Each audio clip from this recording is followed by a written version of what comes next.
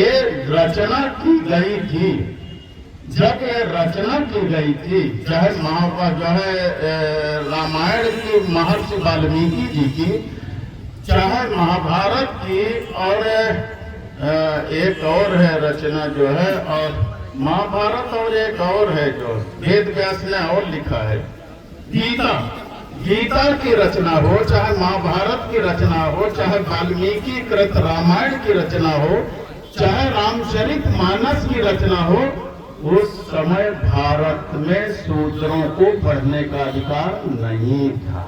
सही बता रहे, उस समय भारत में शूद्रों को पढ़ने का अधिकार नहीं था। आप पढ़ लिख नहीं सकते थे।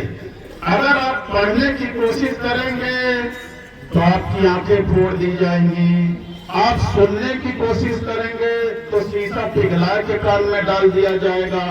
अगर जीभ से आप उच्चारण करेंगे तो जीभ आपकी काट ली जाएगी। ये व्यवस्था थी भारत के अंदर।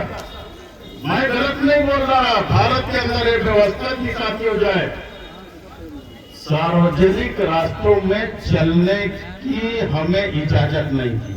कोई भी शूद्र समाज का आदमी अगर सार्वजनिक रास्ते पर चलेगा तो गले में हंडिया बांध के चलेगा, थूकेगा तो दिन भर हंडिया में थूकेगा, फिर मिट्टी को खोद के उस हंडिया को गाड़ेगा। नहीं किसी समण का पैर पर जाएगा तो अपवित्र हो जाएगा।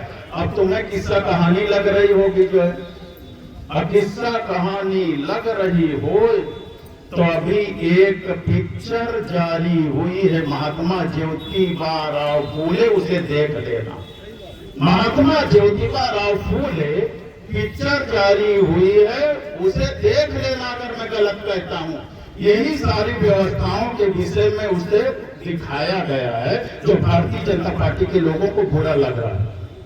इस देश के अंदर कमर में झाड़ू बांध के चलना पड़ता था कि जहां तुम बैठो बाद में उठो तो निशान मिटाए दो। पैर में चीथड़े पुराने कपड़े बांध के चलना पड़ता था जिससे तुम्हारे पैर के निशान मिटते चले जाएं, दूसरे का पैर ना पड़े। ये भारत देश का इतिहास है जो आज हमें नकली हिंदू बना के हमारे वोट का सौदा करते और राजपाट लेके हेलीकॉप्टर से चलते हैं। अगर भारत के मंदिरों में ताकत होती तो मोहम्मद बिन कासिम ना आया होता। भारत के मंदिरों में ताकत होती तो महमूद गजनवी ना आया होता। भारत के मंदिरों में ताकत होती तो मोहम्मद घोरी ना आया होता और इस दुर्ग को लूटने का काम न किया होता। इसका मतलब मंदिरों में ताकत नहीं थी। अगर ताकत है तो सत्ता के मंदिर में ताकत है कि बाबा अपना मंदिर छोड़ करके आज सत्ता के मंदिर पर विराजमान है, हेलीकॉप्टर पर चलने का काम करते हैं।